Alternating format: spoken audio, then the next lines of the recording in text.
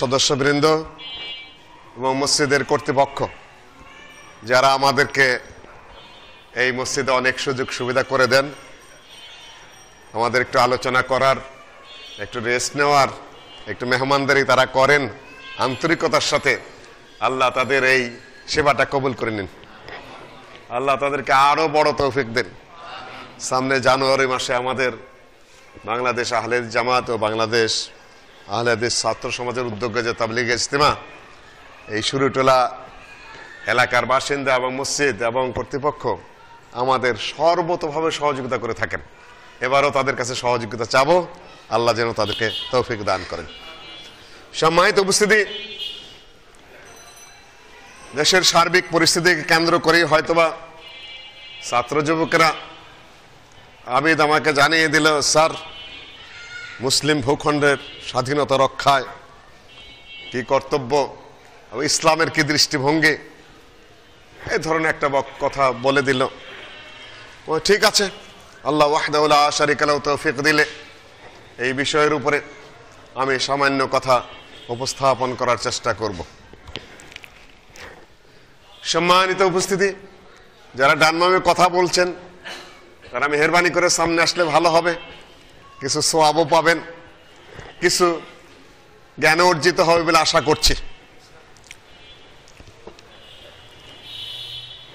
ভূখণ্ড একটু নতুন আঙ্গিকে কথা হবে, যেহেতু বিষয়বস্তুটা নতুন। ভূখণ্ড বলতে কি বুঝাই, ইসলাম কি বলে, ইসলামে আবার ভূখণ্ডের কথা আছে নাকি? আমরা তো আমাদের আলেম ওলামাদের কাছে এই সকল কথা কখনো শুনিনি। ইসলামে আবার ভূখণ্ড কি?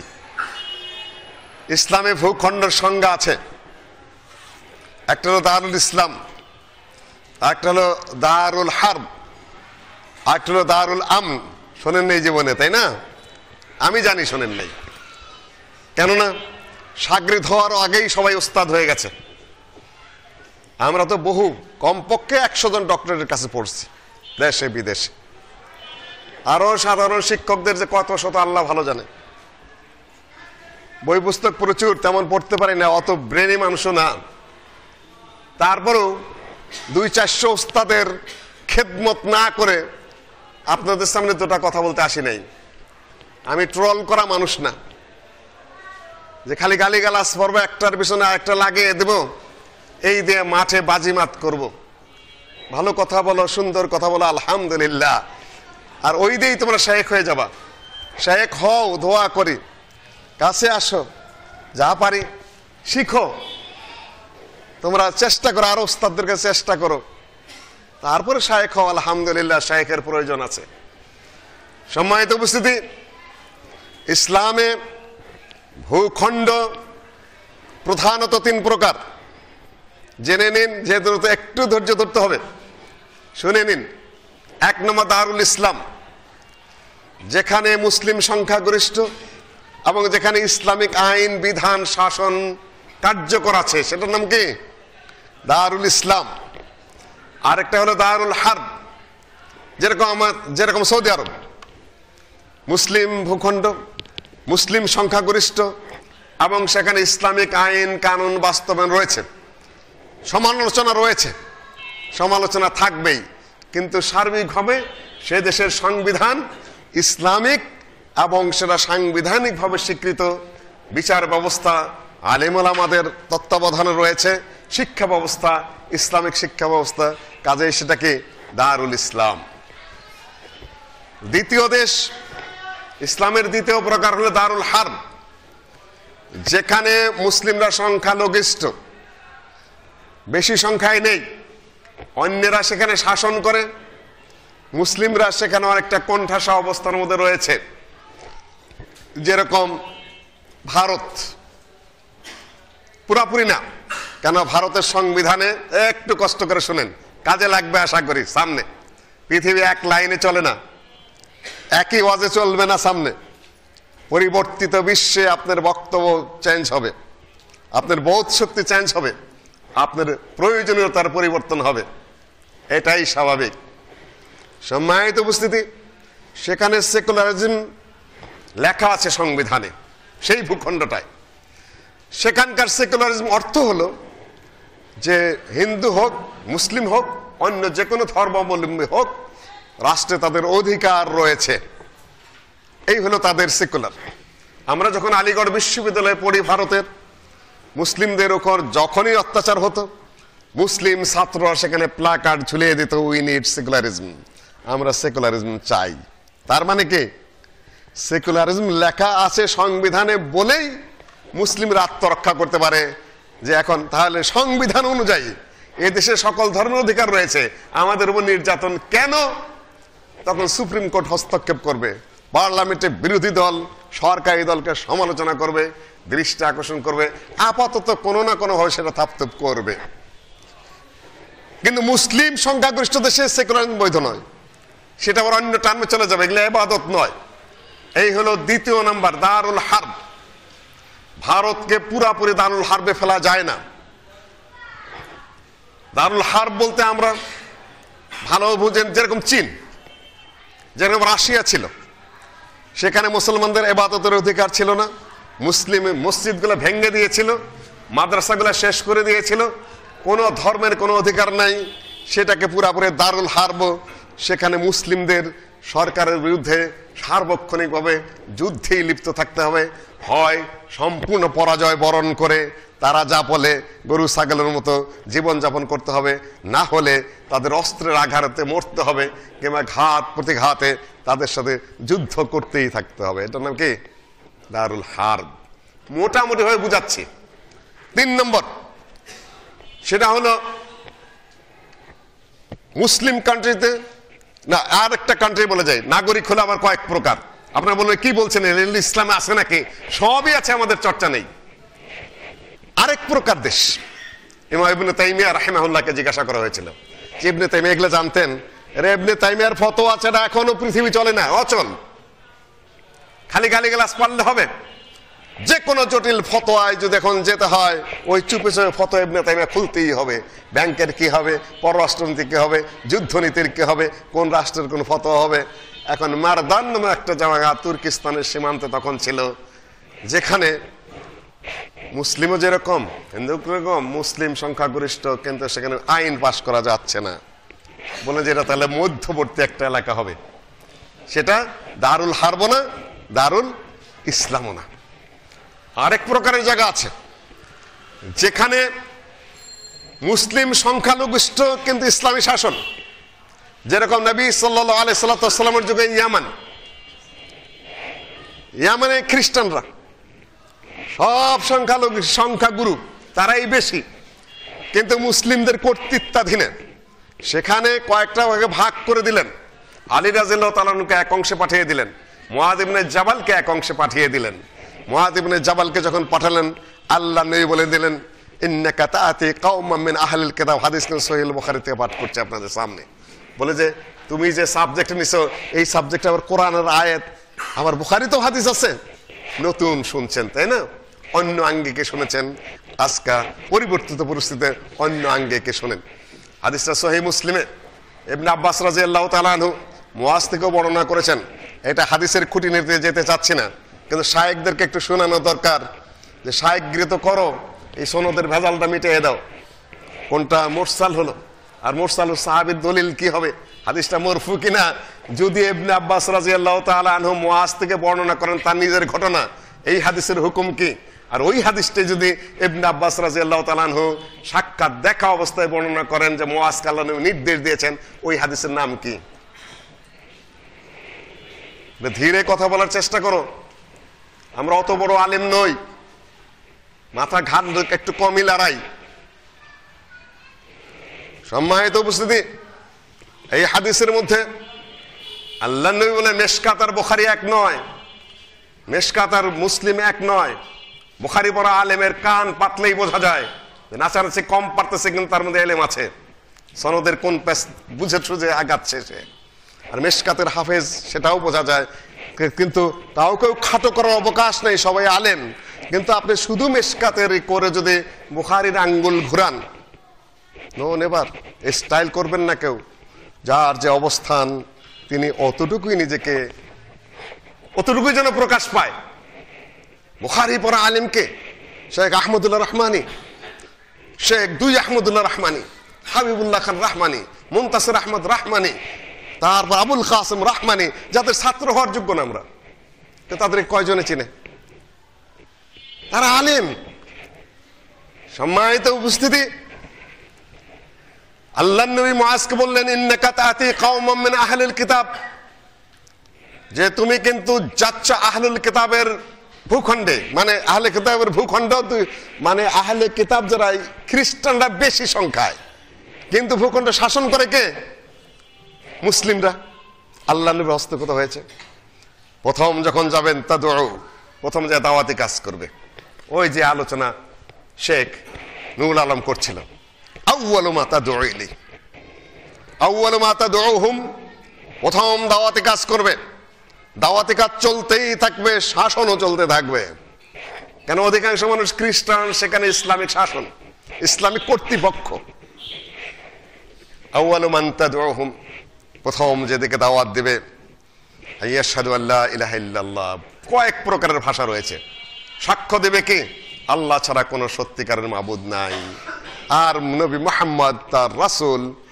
যদি মেনে নেয় তাহলে বলে দেও, ইন্নাল্লাহা কাদ ইফতারাদা আলাইহিম 5 সালাওয়াত, আল্লাহ প্রতিদিনে এবং রাত্রে তোমাদের জন্য 5 ওয়াক্ত সালাত ফরজ করেছেন। যদি মেনে নেয় তাহলে বলে দেও যে তোমাদের জন্য যাকাত ফরজ করা হয়েছে, তো উখাযু মিন আগনিয়াহিম ওয়া তুরাদ্দু আলা ফুকারাইহিম, ধনীদের কাছ থেকে নেওয়া হবে এবং তাদের গরিবদের মধ্যে বন্টন করা হবে। এই তাদের নিয়েও ফিকহি মাসালা আছে। তাদের মানে কি? যেখান থেকে নেবেন সেখানেই দিবেন, না ইয়ামান থেকে যাকাতের মাল এনে মদিনায় বন্টন করা জায়েজ আছে? ফতোয়া এখানে জটিলতা আছে, আমার আলোচ্য বিষয়টা নয়। এই যে এই জাতীয় ভূখণ্ড যেখানে অন্য ধর্মাবলম্বীরা সংখ্যাগরিষ্ঠ, কিন্তু শাসন কার? মুসলিমের শাসন, সেটাও এক জাতীয় ভূখণ্ড। ভূখণ্ড স্বাধীনতা, এখন ভূখণ্ড রক্ষা। সম্মানিত উপস্থিতি, সারা পৃথিবীতে 57টি থেকে 60টি মুসলিম রাষ্ট্র রয়েছে।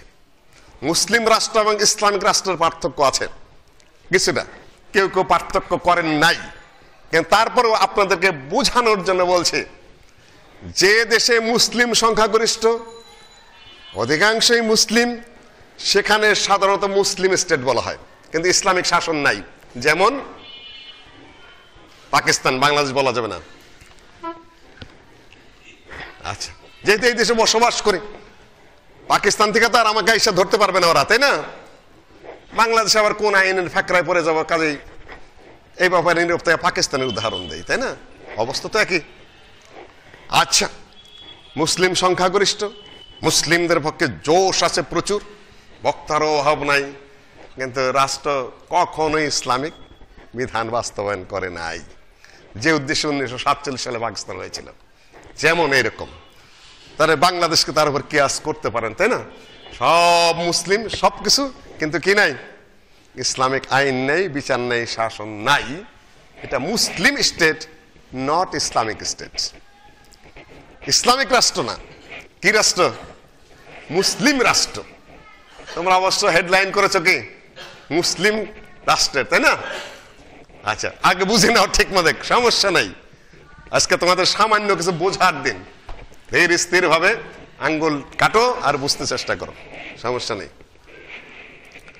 সৌদি আরব ইসলামিক স্টেট, ইরান শিয়া, ওরা কাফের, কোনো কথা নেই এখানে। কোন আহলে হাদিস, কোন সালাফি মানুষ ইরানের কাউকে মুসলিম বললে তার বোধ শক্তির অভাব আছে। ওখানে যত ইসলামিক রাষ্ট্র, ইসলামে যা মনে তার দাবি করুক, তাদের ব্যাপার, দাবি করলে তার হওয়া যায় না, তাই না?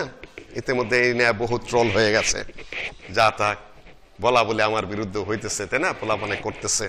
মাশাআল্লাহ, অনেক আদব, অনেক আখলাক, অনেক উন্নত চরিত্র আমরা শিখাইছি আমাদের ছেলেদেরকে। সম্মানিত উপস্থিতি, দাবি করতে পারে ইরান, কিন্তু কাফের।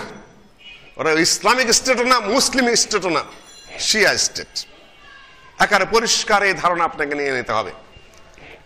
তারপরে বৃহত্তর সেন্সে তুর্কিস্তান, এখন মুসলিম স্টেট, হাফ ইসলামিক স্টেট বলবো, পূর্ণাঙ্গ ইসলামিক স্টেট না, তো তারা চেষ্টা চালাচ্ছে দীর্ঘদিন যাবৎ, আর একদিনে হয় না। সেই ইতিহাস মিশ্রিত করে করে বলে আপনাদের সামনে, কেন হারিয়ে যাব আমি, নাহলে আপনারা ধৈর্য হারিয়ে ফেলবেন। তুর্কিস্তান কয়েক শত বছর যাবৎ ইসলামিক সালতানাত চলছে, খেলাফত না। কোনটা খেলাফত, কোনটা সালতানাত, কোনটা জমহুরিয়ত, ওই নিয়ে আমি আলোচনা করতে যাচ্ছি না, কারণ একদিনে আপনারা এত কিছু ক্যাচ করতে পারবেন না, কিন্তু ক্যাচ করতেই হবে।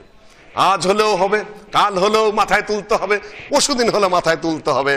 না হলে যারা এগুলা বোঝে না তারা কোনো দেশে বসবাস করার যোগ্য নয়। Either god or beast. সে হয় একেবারে আত্মফোলা দরবেশ, না হলে পশু। আমি রাজনীতি বুঝি না, আমি এটা বুঝি না, সেটা সবই বুঝেন, অন্য লাইন দিয়ে বুঝেন, কিন্তু পরিষ্কার ইসলামিক বিষয়টা বুঝতে চান না, বুঝতে চাবেন, কেন পরিবেশ আপনাকে বাধ্য করবে। নাহলে এই সাবজেক্ট আপনার দেন নেই আমাকে, কেন পরিবেশ কিছুটা হয়েছে বলেই সাবজেক্টটা উত্থাপন করার সাহস পেয়েছে।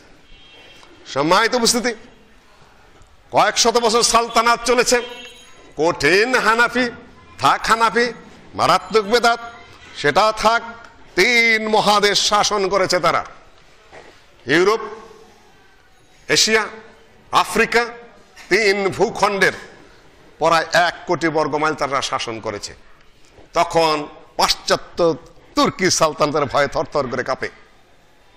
আফ্রিকা, মিশর সহ তাদের করতলগত বহু ইউরোপিয়ান কান্ট্রি তারা জয় করেছে। এই 3 দেশ শাসন করেছে, কিন্তু কমপ্লিট ইসলামিক স্টেট নয়, মোটামুটি ইসলামিক সালতানাত ইসলামের নামে চলে। সেটা কামাল আতাতুর্ক ব্রিটিশদের দালালি করে। আতাতুর্ক মানে তুর্কির পিতা, বহু দেশেই তো পিতা হয়, তাই না? তুর্কির পিতা, সে ওদের সাথে, ইংরেজদের সাথে দালালি করে তাদের সাথে হাত মিলে যে খেলাফত নামে মাত্র ছিল সেটাকে ধ্বংস করে দিল। ধ্বংস করে দেওয়ার পরে ইংরেজরা তাকে উপাধি দিল তুর্কিস্তানের পিতা। আরবি ভাষায় আজান দেওয়া বন্ধ করে দিল, আল্লাহু আকবার তুর্কি ভাষায় টেন্ড্রে উলুডুর, কোরআন তুর্কি ভাষায় পড়তে হবে, ইমামতি করতে হবে তুর্কি ভাষায়। কোনো মেয়ে যদি পর্দা করে তাকে শাস্তির আওতায় আনতে হবে, দাড়ি রাখলে তো তার উপর সন্দেহ করতেই হবে। এই সকল চালাইল কামাল পাশা। নজরুল কবিতা লেখলেন, ওই খেপেছে পাগলি মায়ের দামাল ছেলে কামাল ভাই, হো হো তো কামাল তনে কামাল কে ভাই। নজরুল বুঝেন এই ঘটনাটা, যেখানে কি ঘটেছে, ইসলামের যা কিছু ছিল ধ্বংস করে দিয়ে একটা ইসলাম বিদ্বেষী একটা শয়তান যে ক্ষমতায় বসেছে, এটা নজরুল বুঝতে পারেনি। তালে তাল মিলিয়ে ফেলেছে কবি মানুষ। এই পর্যন্ত বলে সুলতান আব্দুল হামিদ আব্দুল মজিদদের পরাজয় হয়ে গেল, সেখানে যা ছিল বিলুপ্ত হয়ে গেল। ফিলিস্তিনের উপর আস্তে আস্তে তাকে crore crore dollar, crore crore billion million দিতে চেয়েছিল এই দুর্বল খলিফাকে তুর্কির। আমার 1 বিন্দু রক্ত থাকতে কোন ইহুদিকে আমি 1 ইঞ্চি ফিলিস্তিনি ভূখণ্ড দিব না, যুদ্ধ করে নাও, আমি দেব না। এই দুর্বল, সর্বশেষ দুর্বল খলিফার উক্তি ছিল। সেটার আজকে আমার ফিলিস্তিন নিয়ে আলোচনা নয়। সম্মানিত উপস্থিতি, মুসলিম ভূখণ্ডের স্বাধীনতা রক্ষা করা সম্ভবপর হয়নি। আরেকটি তত্ত্ব আপনাকে দিয়ে যাই, মুসলিম বিশ্বের যে ভূখণ্ডটুকু ইসলামের আওতায় এসেছে, মুসলিমদের আওতায় এসেছে, তার অধিকাংশ জয় করেছে কারা? কে বলতে পারবে? সাহাবিগণ এবং তাবিগণ। সাহাবিগণের যুগেই ইসলাম চলে গেছে মিশরে, শুধু নাম মাত্র দাওয়া যায় নেই, শাসন সহ চলে গেছে। সাহাবীদের যুগে বা তাবিদের যুগে ভারতের ব্যাপক অংশ জয় হয়ে গেছে। তাদের যুগেই মাওরানার চীন পর্যন্ত ইসলাম চলে গেছে বিজয়ী হয়ে। সারা বিশ্বের ব্যাপক অংশ যা কিছু জয়, তার অধিকাংশ সাহাবে এবং তাবেঈগণের হাতে। এইটুকু মনে রাখবেন, আল্লাহর নবী বলেছেন, এমন এক যুগ আসবে যেদিন জিজ্ঞাসা করা হবে, হাল ফিকুম মান রাআস সাহাবা, তোমাদের মধ্যে কেউ আছো যে কোন সাহাবীকে দেখেছো? বলা হবে যে দেখেছি। ফায়ুফতাহু লাহুম, সেই যুদ্ধে তারা জয় লাভ করবে। ওয়ায়ুকালু হাল রাআ মিনকুম, তোমাদের মধ্যে এমন কেউ দেখেছো যে সাহাবীকে দেখেছে, অর্থাৎ তাবেঈকে দেখেছে, এমন কেউ আছো বাহিনীর মধ্যে? আছি। ওই বরকতেই যুদ্ধে জয় হয়ে যাবে। সোজা ব্যাপার না, আল্লাহ নবীর বরকত, তার সাহাবীগণের বরকত এবং তাবেঈদের বরকত। হাদিস সহিহ, সহজ ব্যাপার নয়। এই বিজয় চলে আসছে ভারতে উমাইয়া আমলে। আজকের যে স্পেন আমরা হারিয়েছি, আয়ে গুলিস্তানে আন্দালুস, ও দিন याद है तुझको है तेरे डालियों में था तेरा डालियों में जब अशिया हमारा चीन और अरब हमारा हिंदुस्तान है हमारा मुस्लिम है हम सारा जहां हमारा। সারা পৃথিবী আমাদের। সেই স্পেনে যখন শুরু করলো 19 বছরের এক যুবক, কোন বিবরণে 17 বছরের এক যুবক, মুসা বিন নুসাইর প্রধান সেনাপতি উমাইয়া বংশের, তাকে পাঠানো হলো স্পেন বিজয়ের জন্য। ভূমধ্য সাগর পাড়ি দিয়ে যেতে হয়। আপনি কল্পনা করতে পারেন যে একজন 17 থেকে 19 বছরের বালককে এত বড় অভিযানে, এত দূরবর্তী দেশে গিয়ে এত বিশাল শক্তিকে পরাজিত করে তারপরে নিজের ইসলামিক রাষ্ট্র কায়েম করতে পারে? কল্পনা করতে পারেন? আজকের যুবকেরা তো খালি মোবাইল চালানো শিখেছে, তাই না? মহাবীর, মোবাইলের বীর, গালির বীর, অশ্লীল বীর, অশ্রাব্য কথাবার্তা বলার বীর পালোয়ান। কিন্তু সে যুগে এগুলা ছিল না। ভালো কথা লেখো আলহামদুলিল্লাহ, যা লেখো আর যা শুরু করেছো একটা শ্রেণী, তাদের জীবন আদর্শ কল্পনা করে দেখো। ভূমধ্য সাগরে তিনি জাহাজ ছেড়ে দিলেন। সেই যুগে মুসলিম বাহিনী এতটাই শক্তিশালী ছিল যে তখন নৌযান নিয়ে স্পেনে রওনা করেছেন। বলা হয়ে থাকে জিব্রিলটার, যেটা এখন আছে স্পেনে, সেটা হলো জিব্রিলটার মানে জাবালে তারেক, তারেকের পাহাড়। তিনি যখন ভূমধ্য সাগরের ওপারে যে স্পেনের তীরে সেই নৌকাগুলা ভিড়ালেন, যুদ্ধ জাহাজ ভিড়ে বললেন, কাহা তারেক নে জ্বালা দো জাহাজ কো, না কাম না লৌটঙ্গা হেজাজ কো। যে জাহাজ এখন জ্বালিয়ে দাও তোমরা। সৈন্যরা বলছে, আপনি কি বলছেন? জাহাজ জ্বালিয়ে দিলে আমরা ফিরবো কিভাবে? বলে, ফিরার জন্য আমি আসি নাই। 19 বছরের বালকের সাহস, ফিরে যাওয়ার জন্য তো আসি নাই। যুদ্ধে যদি জয় করে আবার জাহাজ নির্মাণ করে ফিরে যাব, আর যদি পরাজিত হই শহীদ হব, ফিরার কোনো ইচ্ছা আমার নাই। যানবাহন সব জ্বালিয়ে দিলেন। স্পেন পরবর্তীতে আমরা হারিয়েছি, সেই ইতিহাস আজকে আমার বলার কথা নয়। আমি শুধু বলছি যে মুসলিম ভূখণ্ড সাহাবীরা যে খুটুকু জয় করেছিলেন, ওদিকে ইয়ামান, এদিকে ইরান, এদিকে ভারত, ওদিকে আফ্রিকার মিশর থেকে শুরু করে কায়রোয়ান পর্যন্ত, ওদিকে আরো যে সকল দেশগুলা, লিবিয়া, ওগুলা সাহাবীদের আমলেই বিজিত হয়েছে। ভারত থেকে নিয়ে একারোই পর্যন্ত, পরে তুর্কিরা জয় করেছে, অর্থাৎ তুর্কি ওসমানীরা জয় করেছে। একেবারে স্পেনের ওই তুর্কির ওই সকল অঞ্চল সহ অনেক ভূখণ্ড, এই যে বসনিয়া হেরজগ যেগুলা আছে, এগুলা সব কিন্তু খ্রিস্টান এলাকা ছিল, ওগুলা সব তুর্কিরা জয় করেছিল খ্রিস্টান শক্তিকে পরাজিত করে। সম্মানিত উপস্থিতি, আমি আর বেশি দূরে ঘুরাবো না আপনাদেরকে। ভূখণ্ড রক্ষা, ভূখণ্ড আমরা অনেক হারিয়েছি। তুর্কির ভূখণ্ড অন্যের হাতে যেতে যেতে এখন ছোট্ট হয়ে গেছে। বোখারা, সমরকান্ত, উজবেকিস্তান, তাজিকিস্তান, কাজাকিস্তান যেগুলা মা ওরা অন্যাহার রয়েছে, রাশিয়ায় সমাজতন্ত্র প্রতিষ্ঠা হওয়ার সাথে সাথে সেগুলা আমরা হারিয়েছি।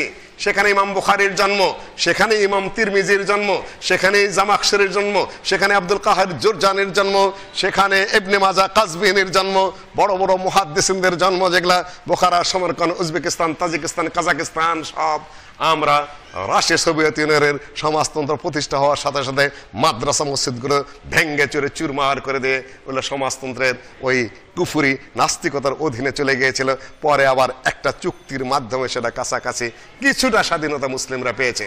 চীনের কাশগড়, উইঘর, সেগুলো মুসলিম ভূখণ্ড, সেগুলোর মধ্যে অত্যাচার নির্যাতন চলছে। এই যে আরাকান মুসলিমদের এলাকা, এই ইতিহাস হয়তো আপনারা অনেকে জানেন না। রাখাইন টাকাইন কিছু না, ওটা আরাকান মুসলিম।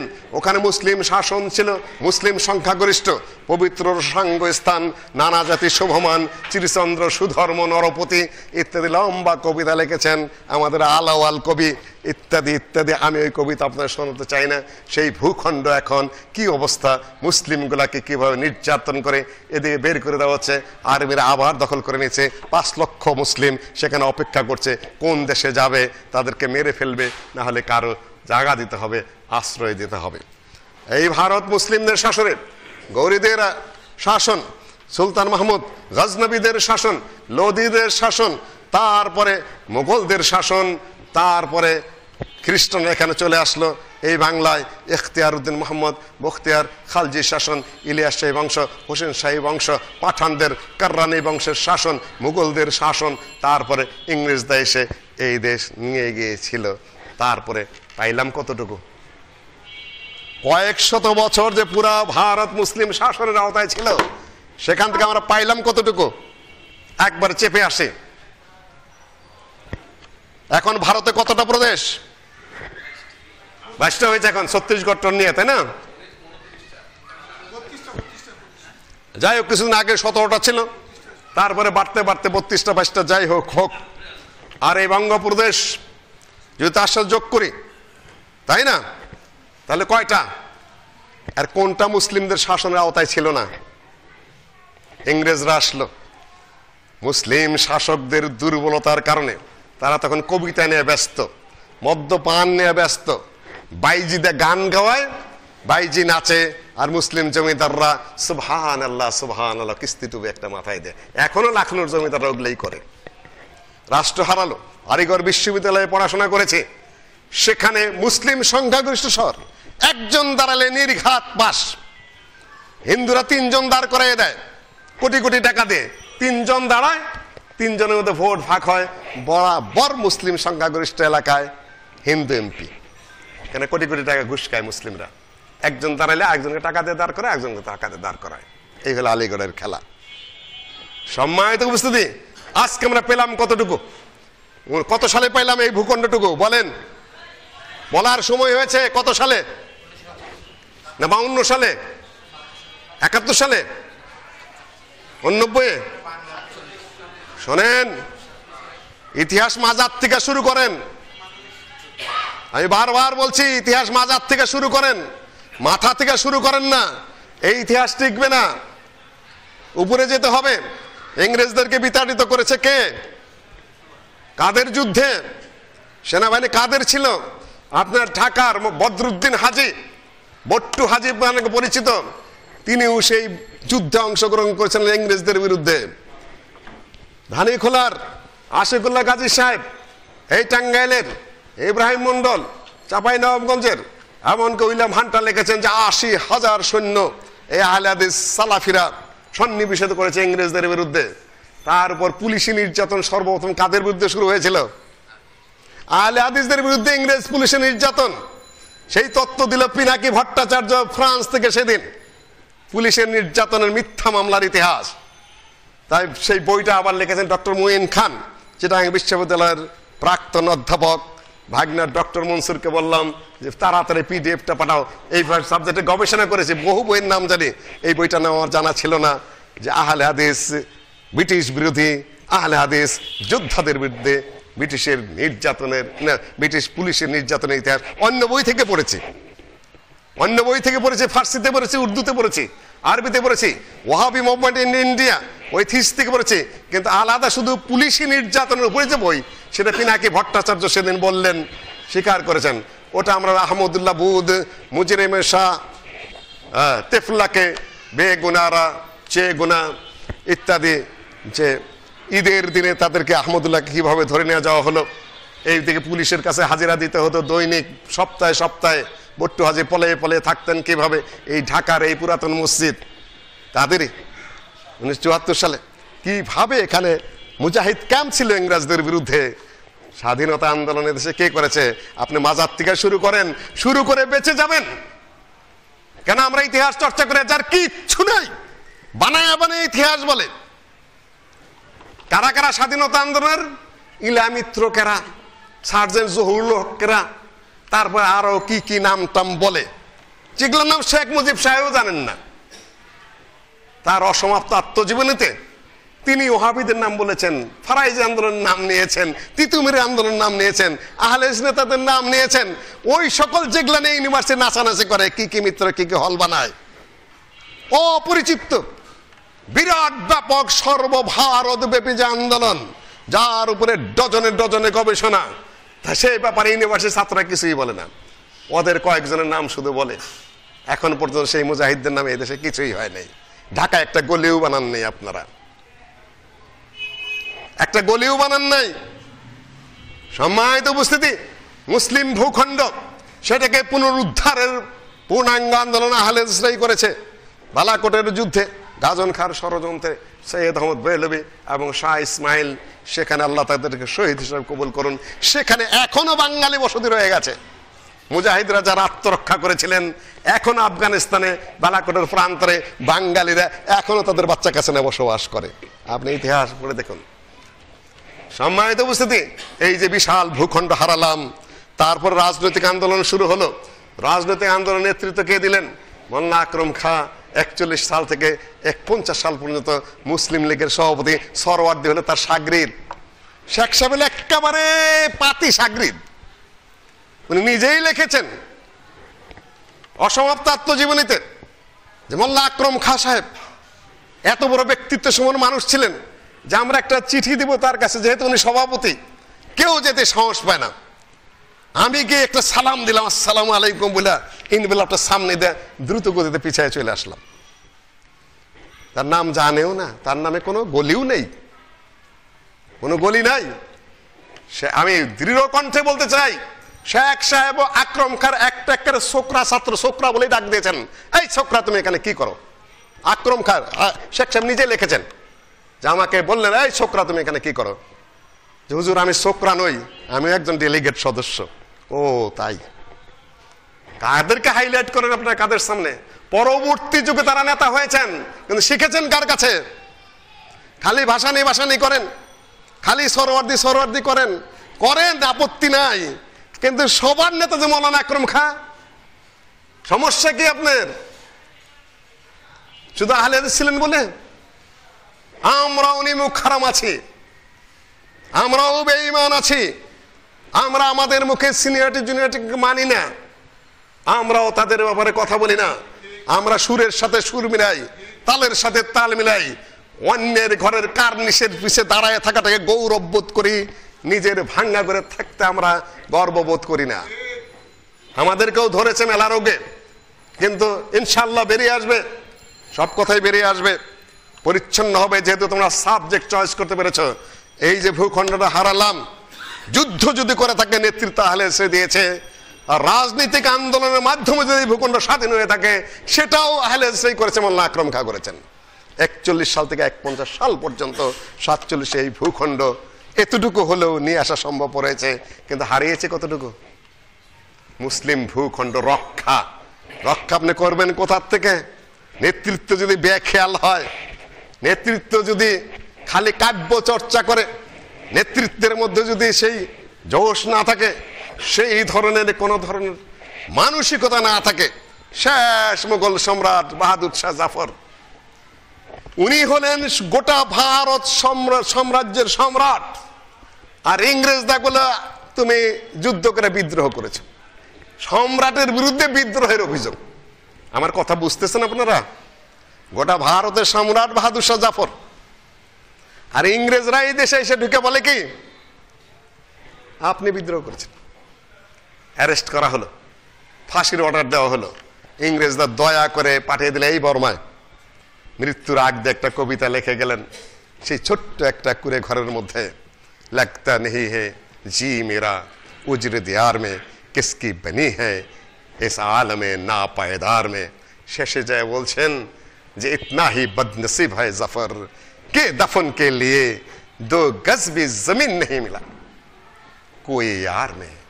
হায় গোটা ভারতের মুঘল সম্রাট তুমি, আর মৃত্যুর জন্য, কবরের জন্য তুমি 2 গজ মাটিও পেলে না। হারালাম আমরা পুরা ভূখণ্ড। আর আজকে ওরা এই বাংলাদেশকে বাংলাদেশ বলে না, বলে পদ্মার উপরে কি হচ্ছে, পদ্মার উপরে। কতটা জিল্লতিপূর্ণ কথাবার্তা। 1947 সালে এই ভূখণ্ড স্বাধীন, প্রথম স্বাধীন। এরা বলতে চায় না, এরা এখান থেকে এড়িয়ে যায়, কেননা এদের ইতিহাস কিচ্ছু থাকবে না। যে সকল ফালতু চিন্তাবিদ, ফাউল লোকেরা জায়গায় যায় কথা বলে, যারা 52 সাল থেকে ইতিহাস শুরু করেন, 52 কম না, 71 ঐতিহাসিক বিষয় রয়েছে, কিন্তু 47 ছাড়া তুমি 52 পাইলা কোথায়, 71 পাইলা কোথায়? কোন ভূখণ্ডটা বাংলাদেশ?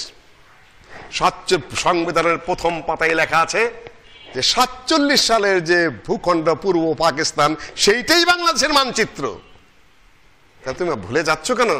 সেটা কি কারণে এসেছে এই ভূখণ্ডটা? কারণটা আমি আপনাকে বলে দিই। 40-এর লাহোর রেজলিউশন দেখুন, 46-এর দিল্লি কনভেনশন দেখুন। No constitutional plan would be workable in this country or acceptable to the Muslims unless it is designed on the following basic principles, these that geographically contiguous units are demarcated into regions. শেষ পর্যন্ত যায় সেই ভূখণ্ডটা হবে sovereign country হবে। লম্বা আপনাদের ইংরেজি শুনে আবার নিজের পণ্ডিতে জাহির করতে চাই না। মুসলিম সংখ্যাগরিষ্ঠ north western and eastern zones of India should be grouped to constitute ভারতের উত্তর পূর্ব এবং ভারতের উত্তর পূর্ব অঞ্চল এবং উত্তর পশ্চিমাঞ্চল যেখানে মুসলিমরা সংখ্যাগরিষ্ঠ সেই ভূখণ্ডটুকু নিয়ে আলাদা রাষ্ট্র গঠিত হবে, আর উভয় আলাদা রাষ্ট্র হবে অটোনমাস অ্যান্ড সভরেন্ট, মুক্ত ভূখণ্ড হবে, সেখানে আর কারো কোনো কর্তৃত্ব চলবে না। কত সালে হলো? 40 সালে 46-এর দিল্লি কনভেনশন। মুসলিম সংখ্যাগরিষ্ঠ ছিল বলেই এই স্বাধীন ভূখণ্ডটুকু পেয়েছেন। যদি না থাকতো তাহলে কি হতেন? তাও বলতে পারতেছেন না, ভারতেরই অংশ। তাহলে এই ভূখণ্ডের স্বাধীনতার, মুসলিম ভূখণ্ডের স্বাধীনতার মূল কারণ কি? মুসলিম। আপনি মুসলিম সংখ্যাগরিষ্ঠতা নাই, বাংলাদেশ নাই, এটাই প্রথম কথা। আপনার যদি মুসলিম সংখ্যাগরিষ্ঠতা না থাকে তাহলে বাংলাদেশ থাকবে কেন? পাকিস্তান থাকবে কেন? সূত্রটা কি? মূল তত্ত্বটা কি? ইকবাল তত্ত্ব দিলেন, দেয়ার আর টু নেশনস ইন ইন্ডিয়া, দুইটা জাতি আছে, মুসলিম এবং হিন্দু। কাজে প্রত্যেক আলাদা আলাদা ভূখণ্ডের প্রয়োজন রয়েছে, না হলে সংখ্যাগরিষ্ঠ সংখ্যালঘুকে কখনোই ছাড় দেবে না, দেয় নাই। এখন যে মুসলিম ভূখণ্ড লোকগুলা রয়েছে তাদের অবস্থা কি? রাম নামে কিছু পৃথিবীতে ছিলই না, শাস্ত্র প্রমাণ করে না, ইতিহাস প্রমাণ করে না, ভুয়া খামাখা রাম মন্দির নাম নিয়ে অযোধ্যার মসজিদ, বাবরি মসজিদ ভাঙ। কোনোদিনও ছিল না রাম নামে কিছু পৃথিবীতে, কৃষ্ণ নামে কিছু পৃথিবীতেই নাই। মহাভারত থেকে শুরু করে গীতার অধ্যায় পর্যন্ত কেউ প্রমাণ করতে পারবে না যে এই পৃথিবীতে কৃষ্ণ নামে কিছু ছিল। কিসের কৃষ্ণ? কোথার থেকে আসলো? কার কত গপ্প। কংস রাজার ঘরে জন্মগ্রহণ করলো, জন্মের পরে বাচ্চা মেরে ফেলে, কাজে মায়ের গর্ভ থেকে বাচ্চাটাকে চালান দিয়ে দিল, সেটা আবার এসে একেবারে গোকুলে জন্মগ্রহণ করলো, সেখান থেকে আইসা এই সেই নানান কিছু। তারপরে যখন কুরু পাণ্ডবের যুদ্ধ হলো তখন অর্জুনের পক্ষ নিয়ে রথে চড়ে অর্জুনকে পরামর্শ দিতে থাকলে, এই করো সেই করো, দুনিয়ার বাহুল্য কথা। দেখলো কে? কুরু রাজার ঘর থেকে আমাত্মকে দিব্যি চক্ষু দেওয়া হলো, দূর থেকে অনুভব করে দেখা গেল যে অর্জুন আর কৃষ্ণের মধ্যে কি কথা হয়েছে, সেটার নামে গীতা। এটাও একটা গ্রন্থ, আর কৃষ্ণ একজন জন্তু, আর কোন অস্তিত্ব আছে? এর উপর ভিত্তি করে আবার চিন্ময়, উনি সনাতনী। সনাতন কাকে বলে? সনাতন কি? প্রথম আদি। সনাতন তো হলো কারা? বেদের উপর যারা আছে তারা। গীতা সনাতন না। আর তুমি সনাতনের কে হতে পারে? ব্রাহ্মণ হতে হবে তাকে। তুমি ব্রাহ্মণ না ক্ষত্রিয় না বৈশ্য না শূদ্র? যতটুকু বুঝতে পারছি তুমি ব্রাহ্মণ না ক্ষত্রিয় না, বড় জোর বৈশ্য হতে পারো। তুমি একবার বলছো তুমি ব্রহ্মচারী, তুমি আবার বলছো তুমি সনাতনী, আবার বলছো তুমি কৃষ্ণচারী। তুমি এক এক সময় এক এক ভাব দর্শ। তুমি আসলে কি? সম্পূর্ণ ধোঁকা এবং প্রতারণা, কিছুই না। মাথার মধ্যে টিকি একটু রেখে, তারপরে কপালে চন্দনা চর্চিত, গলায় রুদ্রাক্ষের মালা দিয়ে আর গেরুয়া বসন ধরে উনি মহাব্রাহ্মণ সেজেছেন। কিছুই না, ভুয়া। এদেশের সনাতনী হিন্দুরা তাকে মানেও না, চিনেও না, জানেও না। একটা ভুয়া সংগঠন। সম্মানিত উপস্থিতি, ভূখণ্ডটা হারিয়েছি, ভূখণ্ড রক্ষা করতে আমরা ব্যর্থ হয়েছি শাসকের ব্যর্থতায়। তুর্কিরা আস্তে আস্তে ভোগ বিলাসে নিমজ্জিত হতে, আত্মঘাতী সংঘাত করতে করতে সেগুলা সব আমরা হারিয়েছি। আমরা হারিয়েছিলাম আফগানিস্তান, সেখানে যাই হোক যারা এসেছে তারা এন্টি সালাফি হলেও তারা ফিরে এসেছে। হারিয়েছি আফ্রিকার বহু দেশ, মুসলিমরাই মুসলিমকে মারে। হয় মুসলিমরা অন্যের শাসনের কর্তৃত্বে চলে, নাহলে মুসলিমরাই কি মুসলিমদেরকে চরমভাবে নির্যাতন করে। মুসলিমরা মুসলিমদের পক্ষে, মুসলিমদেরকে কি করে না, বাঁচতে দিতে চায় না, প্রতিপক্ষ হলেই হলো। আজকে দেখেন সিরিয়ার অবস্থা, আমাদের দেশে তো শুধুমাত্র আয়না ঘর, ও দেশে মাটির নিচে পাথরের ঘর। বাশার আল আসাদ প্রায় 2 দশকের বেশি যাবৎ যেভাবে নির্যাতন করেছে, যেভাবে অত্যাচার করেছে মুসলিমদেরকে, অন্যরা করেছে। ইরানে সেখানে ইমাম বুখারী বারবার সেখানে গেছেন, নিসাপুরে খোরাসানে, সেইখানেই আপনার দাউদ জাহিরির সেখানে হাদিস, ইমাম হাদিস পাঠের স্থান, সেখানেই আপনার ইমাম বুখারী হাদিস পড়েছেন এর কাছে, হানজালির কাছে।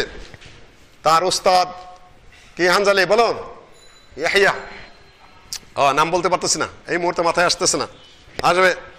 তারপরে সেখানে ইমাম নাসাই, সেখানে ইমাম মুসলিম হাদিস দর দিয়েছেন, সেখানে আহলে সুন্নাহ ওয়াল জামাতের রাষ্ট্র সেটা, সেগুলা কোথায় সব মেরে কচু কাটা করে দিয়েছে। আর বলছে ইসলামী ইরান। মুসলিমরা মুসলিমদেরকে যতটা অত্যাচার করে নীরবে নিভৃতে, কেননা পার্টি, আমার পার্টি বাঁচাইতে হবে, আমার দল বাঁচাইতে হবে, আমার ক্ষমতায় থাকতে হবে, প্রতিপক্ষকে দমন করতে হবে। আল্লাহ নবী বলেছেন যে মাসালুল মুমিনিনা ফি তাওয়াদ্দিহিম ওয়া তারাহুমিহিম কাল জাসাদিল ওয়াহিদ ইযা ইশতাকা মিনহু উদওয়ুন ওয়াহিদ তাদআ লাহুম সাইরুল জাসাদ বিল হুম্মা ওয়াস সাহার। মুসলিমদের উপমা হলো যে তারা এক দেহের মতো, সারা এক দেহের অঙ্গের মতো। যদি কোনো এক অঙ্গে আঘাত পায়, সারা দেহ জ্বরে এবং ব্যথায় জর্জরিত হয়ে পড়ে। এখন তো আর তা হচ্ছে না। সম্মানিত উপস্থিতি, ভূখণ্ডগুলো আমরা হারিয়ে ফেলেছি, আমাদের নীতি আদর্শ হারিয়ে ফেলেছি, আমাদের উন্নত চরিত্র হারিয়ে ফেলেছি, ইসলামিক আইন বিচার শাসন সব হারিয়ে ফেলেছি, ইসলামিক কালচারও আমরা হারিয়ে ফেলেছি, তাই না? ইসলামিক কালচার কি? এই বাজনা বাজানো, এই ধুরুম ধুরুম করা, এই বটমূলে এই সকল অনুষ্ঠান করা, এই মোমবাতি জ্বালানো। মোমবাতি জ্বালাইছে সেদিন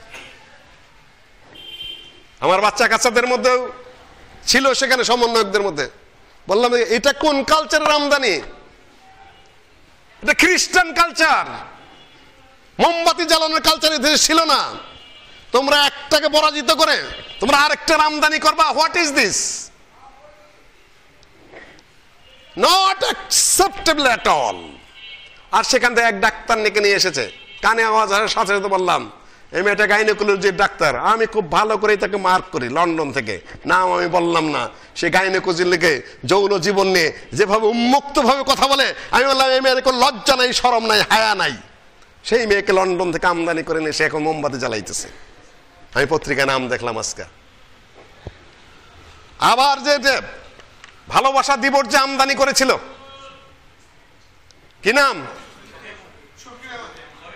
তার আবার আমদানি হয়েছে। ফাঁক দিয়ে তোমরা আবার ঢুকাইতেছো এগুলা। Not acceptable. যেটা করেছো করেছো, জুলুম যে করেছে জালেম তাকে আমরা চাই না, সে যে দল যে মতের হোক। সোজা কথা, কোনো দলের নাম নেই আমার কাছে। কিন্তু এক খারাপ কালচার সরিয়ে দিয়ে আর এক খারাপ কালচার এবং খারাপ লোকগুলাকে আমদানি করবে, নো, সতর্ক হতে হবে। মুসলিম কালচার, ইসলামিক কালচার, এটা জীবিত রাখবে কে? আলেমদের জোরালো বক্তব্য দিতে হবে যে সুযোগটা সৃষ্টি হয়েছে আপনারা নষ্ট করবেন না। কোন দল মতের পক্ষে বিপক্ষে বেশি কথা বলেন না। আপনি ইসলামের পক্ষে কি করা উচিত আর কি ভুল হচ্ছে সেগুলো সবাইকে আঙ্গুল দিয়ে ধরিয়ে দেন। ওয়াইদুল হম মাস্তাতাতুম মিন কুওয়া, এতটুকু বলার পরে এই ভূখণ্ডটুকু আমরা কিভাবে রক্ষা করব? দেখুন, যখন এই সিরিয়ার বিজয় হয়ে গেছে, আল্লাহ কিভাবে বিজয় দেন আল্লাহই ভালো জানেন। আল্লাহ ওয়াহদাহু লা শারীকা লাহু স্বয়ং বলেছেন কাম মিন ফিআতিন কালিলাতিন গালাবাত ফিআতান কাসীরা। ইঞ্জিনিয়ার ইলিয়াস ভাই আয়াতটা বেশি বেশি তেলাওয়াত করেন, বুজুর্গ মানুষ। কত ক্ষুদ্র বাহিনী, কত বিরাট বাহিনীর উপর বিজয়ী হয়েছে। বাশার আল আসাদের অস্ত্রের অভাব নাই। রাশিয়া নাস্তিক, তার পাশে রয়েছে ইরানের শিয়ারা, তার পিছনে রয়েছে দুর্ধর্ষ বাহিনী হেজবুল্লাহ শিয়ারা, তার পাশে রয়েছে। আর আহলে সুন্নাল জামাত যারা ছিল তাদেরকে নির্যাতন করে করে কয়েক লক্ষ আহলে সুন্নাল জামাতের মানুষ সৌদি আরবে আশ্রয় নিয়েছে। সৌদি আরব তাতে থাকা খাওয়ার ব্যবস্থা সহ চাকরির ব্যবস্থা করে দিয়েছে। কেউ কি জানতো সেখানে আবার দায়েশ, তারা হলো কত ধরনের ক্রিটিক্যাল একটা দেশ, সেইখানে কিভাবে আহলে সুন্নাল জামাত লোকেরা আবার বিজয়ী হয়ে গেল। কি মনে করেছেন আহলে হাদিসের বিজয়ী হবে না? নো, যুবকেরা ভুল পথে ফিরে আসো, শৃঙ্খলিত হও, নিয়মে আসো, ফাঁক ফুক দিয়ে এলেমেলে করো না। আমার উপর খালি তোমরা রাগই করো, আমার বিরুদ্ধে খালি কথাই বলো, আমি কি বলি সেটা বোঝার চেষ্টা করো। ঘোড়া ডিঙ্গে ঘাস খেতে যেও না।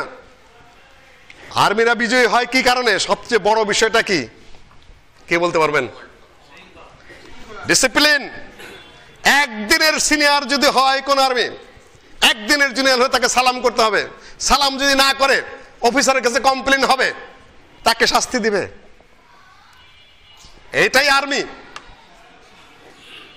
র্যাঙ্কের পার্থক্য তো মেলা দূরের কথা। Lieutenant, second lieutenant, first lieutenant, captain, তাই না? তারপরে মেজর, তারপরে লেফটেন্যান্ট কর্নেল, কর্নেল থেকে তারপরে আপনার ব্রিগেডিয়ার হবেন, ব্রিগেডিয়ার থেকে কি হবেন? মেজর জেনারেল হবেন। তারপরে এই র্যাঙ্কের থেকে র্যাঙ্ক তো মেলা ব্যাপার। খালি একদিনের সিনিয়র হলে তাকে সম্মানের একটু হানি যদি সে বোধ করে আর অফিসারকে জানানো হয়, শাস্তির ব্যবস্থা হবে। আর তোমরা এই দেশে কিছু করবা? কার বয়স কত, কার সিনিয়রিটি কত, কার জুনিয়রিটি কত, সব এলোমেলো গুলিয়ে ফেলেছে। খালি বক্তৃতা করে, বক্তৃতার প্রয়োজনই পড়ে না। বক্তৃতা হলো মানুষকে দাওয়াতের জন্য, বক্তৃতা হলো মানুষের ইমোশনের জন্য, বক্তৃতা উৎসাহিত করার জন্য। বক্তৃতাতে কোনোদিন পৃথিবীতে কোনো আন্দোলন হয়নি।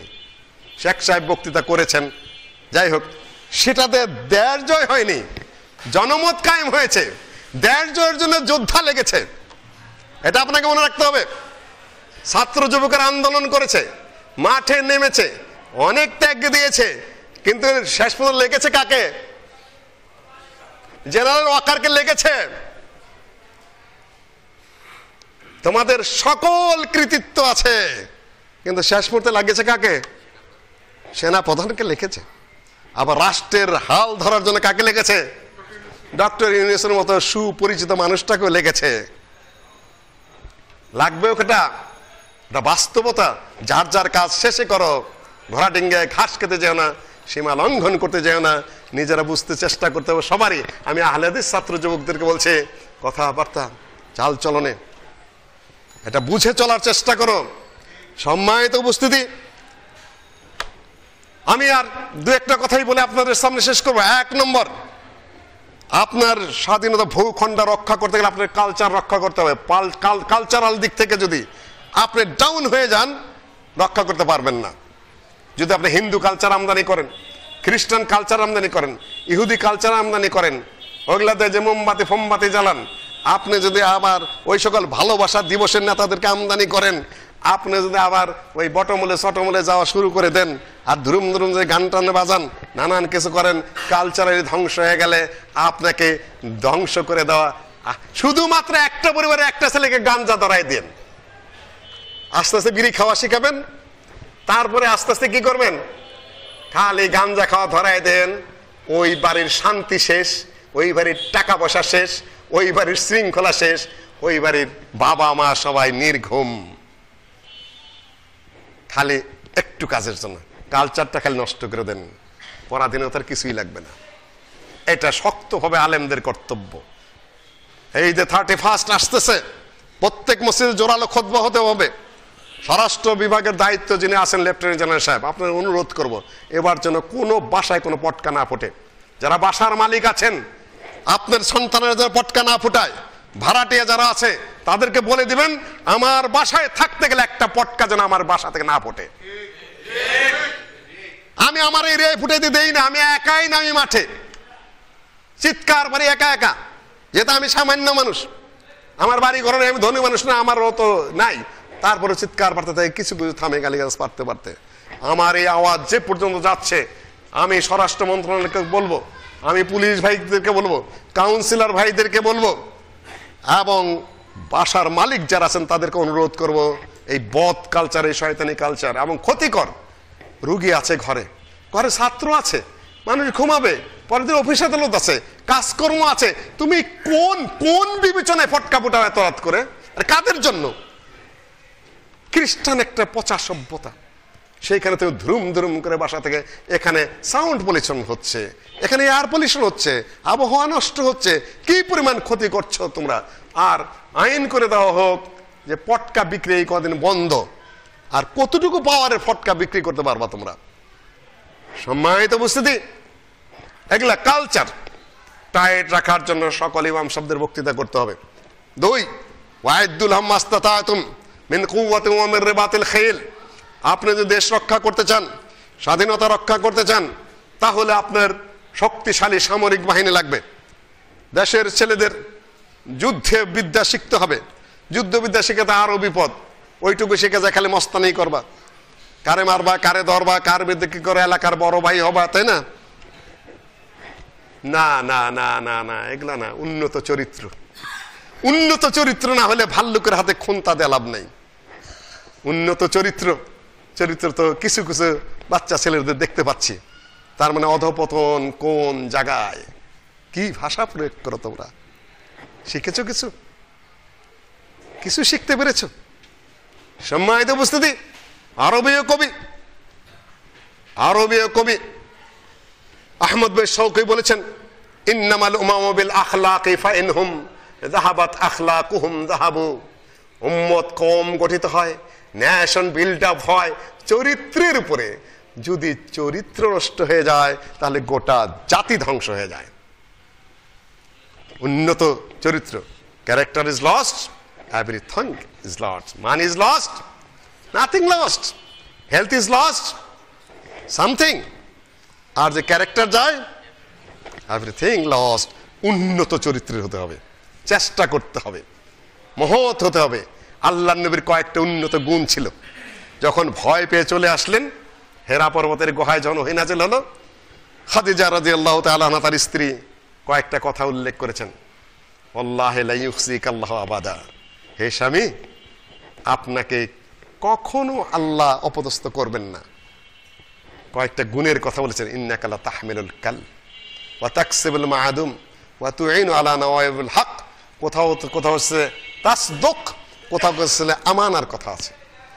কয়েকটা গুণের কথা উল্লেখ করলেন, যে আপনি দরিদ্রকে সাহায্য করেন, যে অপদার্থ উপার্জন করতে পারে না তাকে খালি গালিগালাজ পারেন না, শাসন তো করতেই হবে, একটু ধমক টমক দিতে হবে, এই কাম টাম করে খা, কিন্তু মইরা যাবে না খাই, এটা আবার করেন না।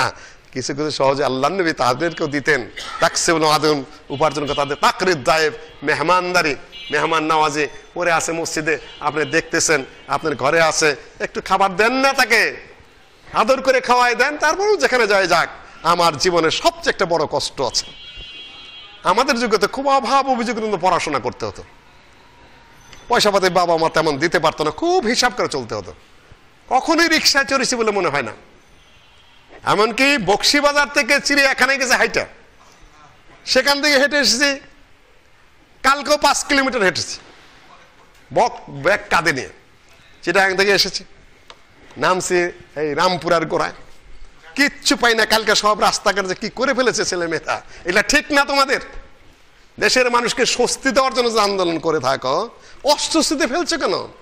রাস্তা ব্লক করছো কেন? তোমরা কি আওয়াজ করছো কেন? তোমরা কি দিবে তাহলে? তোমরা স্বস্তি সামনে কি অপেক্ষা করছে? বার্তা কি দিচ্ছ তোমরা? রাগ করো না। আমি একজন বয়স্ক মানুষ, শরীয়ত নিয়ে কথাবার্তা বলি, মাঝে মাঝে বলে ফেলি, এটা ঠিক করছো না তোমরা। রাস্তা খুলে দাও, মানুষকে সুযোগ সুবিধা দাও, তাহলে মানুষ এই বার্তা পাবে যে তোমরা ক্ষমতায় আসলে মানুষের জন্য ভালো করবে, আর উন্নত কিছু করবে। তোমরা কোথাও কিছু পাই না, রাগ উঠলো, এমন হাঁটা শুরু করলাম। হাঁটতে হাঁটতে হাঁটতে হাঁটতে আইসা 32 নম্বর এসে রিক্সায় চললাম। এখনো হাঁটি, একটু রাগ পাগ বেশি তো, নিজের সাথে নিজে রাগ করে কষ্ট করি। পরে বাসায় যা চিন্তা করি, এত রাগটা করে নিজের কেন কষ্টটা দিলাম। তাই সম্মানিত উপস্থিতি, চরিত্র উন্নত করতে হবে।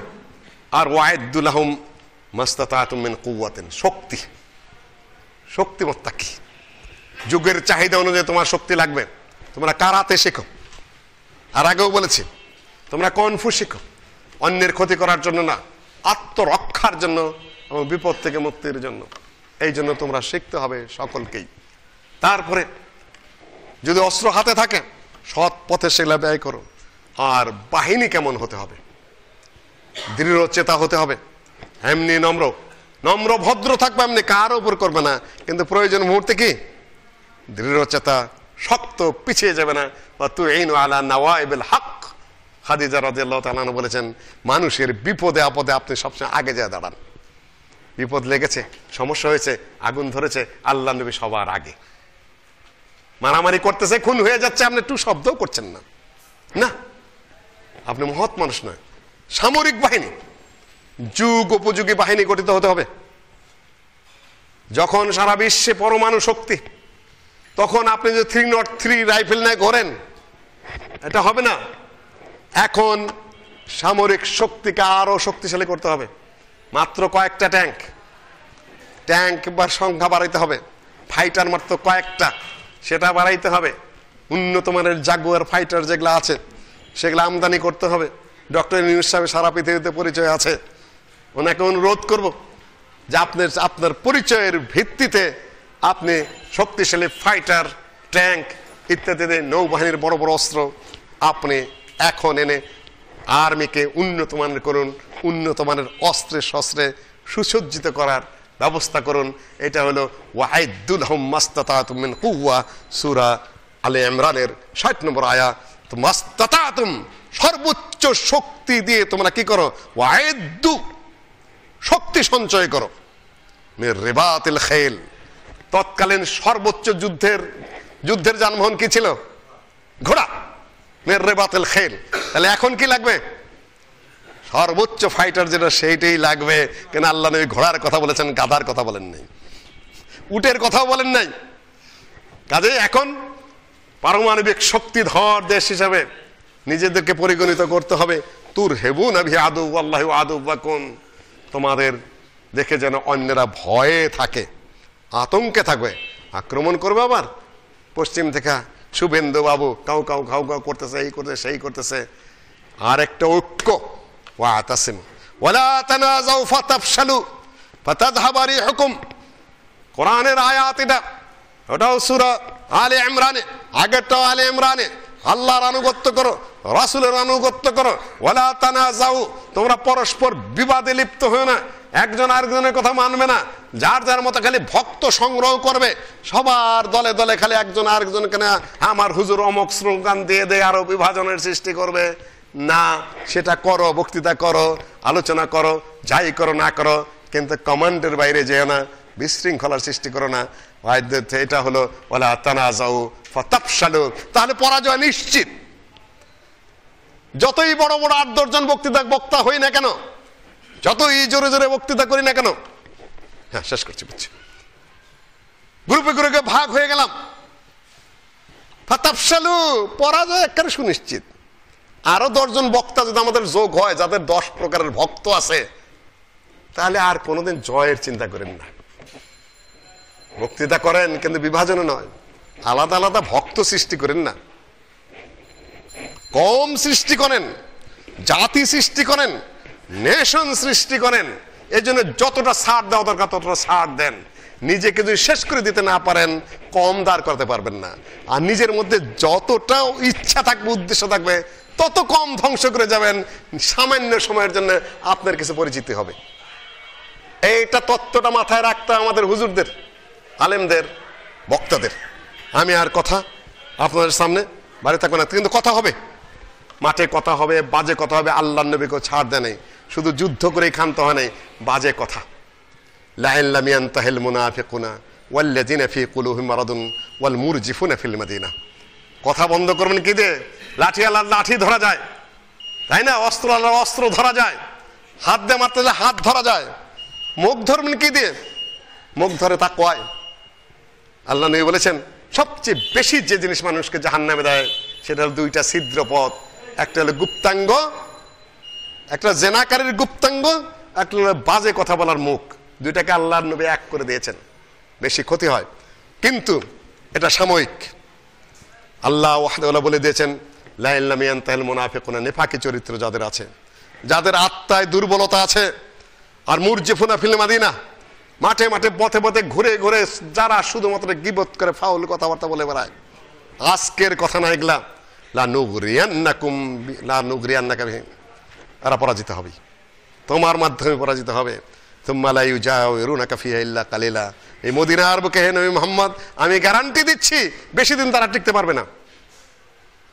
যারা বাজে কথা বলে ঘুরে, ফাউল কথাবার্তা বেশি বলে, আল্লাহ বলেছেন টিকতে পারবে না তোমরা। শেষ কথা, সুন্নাতুল্লাহিল্লাতী খালাউ মিন ক্বাবল ওয়া লান তাজিদা লিসুন্নাতিল্লাহি তাবদীলা, এটা আল্লাহর কিছু বিধান আছে। কতগুলা কথা সংক্ষেপে বলে দিলাম। ভূখণ্ড আমরা বহুত হারিয়েছি, ভূখণ্ড রক্ষা করতে গেলে মুসলিম সংখ্যাগরিষ্ঠতার ভিত্তিতে এই রাষ্ট্রটা কায়েম হয়েছে, এই চিন্তাটা সর্বত্র ছড়িয়ে দিতে হবে, এছাড়া এই স্বাধীনতার কোনো গ্যারান্টি নাই। দুই, ঐক্যবদ্ধ থাকতে হবে স্বাধীনতার ক্ষেত্রে, ভূখণ্ডের সার্বভৌমত্বের ক্ষেত্রে। কয়েকদিন খুব লাফালাফি করলো, এখন চুপ হয়ে গেছে। যে দেশ 47 ভূখণ্ড স্বাধীন করেছে, যে দেশ ব্রিটিশ বিরোধী যুদ্ধ করেছে, যে দেশ 71 সালে পাকিস্তানের বিরুদ্ধে যুদ্ধ করেছে, সেই দেশ তোমাকে ছাড় দিবে নাকি? খুব সুখের স্বপ্নে আছো। অসম্ভব, এটা যোদ্ধা জাতি। এ বাজু হামারে আজমায়ে হয়ে বেতো বাঙালি করো। বালাকোটের যুদ্ধ নিয়ে আবুল হাসান আলী নদভী লিখেছেন যে বাঙালি যোদ্ধারা পাঠান যোদ্ধাদের চেয়ে কম নয়, তারা মহান সাহসী যোদ্ধা। ভারতের গোটা যে স্বাধীনতা আন্দোলনের যুদ্ধ ইংরেজদের বিরুদ্ধে, অধিকাংশই বাঙালি। শেখ সাহেব সেটা বলেছেন, আবুল হাসান নদভী সেটা বলেছেন যে পাঠান দেশের দুর্ধর্ষ যোদ্ধা বাঙালি। কার বিরুদ্ধে যুদ্ধ করবেন সেটাই যে বুঝতে পারতেছেন না। থেমে গেছে, থেমে যাবেই। কেন? যখন এই ঐক্যের ভাব দেখেছে, ওই সকল চিন্ময় মিন্ময়দের কিচ্ছু করতে পারে নাই। আর এখানে দলমত কিছুই থাকবে না, কে আওয়ামী লীগ, কে বিএনপি, কে কি, এখানে কেউ কোনো পার্টি থাকবে না। তখন স্বাধীনতার ব্যাপার। কিন্তু যারা চিন্তাবিদ প্রত্যেক দলের, ওরা সবসময় দালালি করে।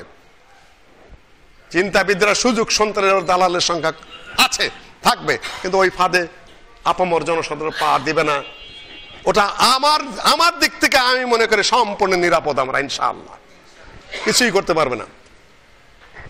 আমাদের সামরিক বাহিনীর সাহসিকতা রয়েছে এবং সামরিক বাহিনী বরাবরই অনেকটা সততার পরিচয় দিয়েছেন। তারা জনগণকে সাথে নিয়ে এ দেশকে রক্ষার দিকে এগিয়ে যাবেন এবং তাদের অধিকাংশই ধার্মিক, অধিকাংশই নামাজ রোজা করে, অধিকাংশই আল্লাহকে বিশ্বাস করে, অধিকাংশই তাদের মধ্যে ধর্মীয় প্রবণতা আছে। এটা আমরা কারো কারো কপালে তো দাগও দেখবেন, অনেকেরই কপালেই দাগ অনেক। কাজেই এই আর্মির যদি সামরিক শক্তি কমও থাকে, হটাতে পারবেন না। এই মেজর জেনারেল ফজলুল হকের সাথে পদুয়ার বর্ডারে তখন 2-3টা মেরেছিল শুধু বর্ডারে। এই মেজর জেনারেল ফজলুল হক আসে টিভিতে, বুড়া মানুষটা ডজনে মেরে তারপরে বাস ঢুকাই দেয়, তারপরে বাঙাল ভূখণ্ডে নিয়ে এসেছে। অত সোজা না। কাজেই ভূখণ্ডগুলো আবার মুসলিমরা কিভাবে পুনরুদ্ধার করবে? আপনি বাংলা দিকে তাকাচ্ছেন, ওটা মুসলিম ভূখণ্ড ছিল, ওই দিকে আবার চিন্তা করতে থাকেন। এদিকে ইসরায়েল ইনশাআল্লাহ আশা করছি সিরিয়ায় হামলা করে বসেছে। আমার মনে হয় সিরিয়ায় ঢুকে আবার যারা যে সিরিয়ান বাহিনী সৌদি আরব আশ্রয় নিয়েছে ছেলেরা, ওদেরকে যদি সৌদি আরব অস্ত্র দিয়ে ছেড়ে দেয়, মুসলিমদের ঘেরাওয়ের মধ্যে পড়ে যাবে। হয়তো কোনো সময় আল্লাহ নবী ভবিষ্যৎবাণী করেছেন, গাছ বলছে ইয়া মুসলিম হাদ ইহুদি উকতুলহু, ইহুদি আমার পিছনে আশ্রয় নিয়েছে, হত্যা করো একে। সেই যুগে এসে যাবে। শুধু মুসলিম যুবকদের, মুসলিম ছাত্রদের, মুসলিম তরুণদের মুসলিম মানসিকতার প্রয়োজন রয়েছে। আমি সামনে আপনারা সতর্ক থাকবেন কালচারাল দিক থেকে, এবং ইমাম সাহেবদেরকে অনুরোধ করব আপনারা এই সকল বিষয়ে সচেতন থাকবেন। আশা করি আমি স্বল্প সময়ের মধ্যে আপনাদের সামনে সামান্য কিছু কথাবার্তা উপস্থাপন করলাম। ক্ষমা করবেন কারো বিরুদ্ধে চলে গেলে। কারো বিরোধিতা করা আমার কোনো লক্ষ্য নয়। আসসালামু আলাইকুম রহমতুল্লাহি ওয়া বারাকাতুহু।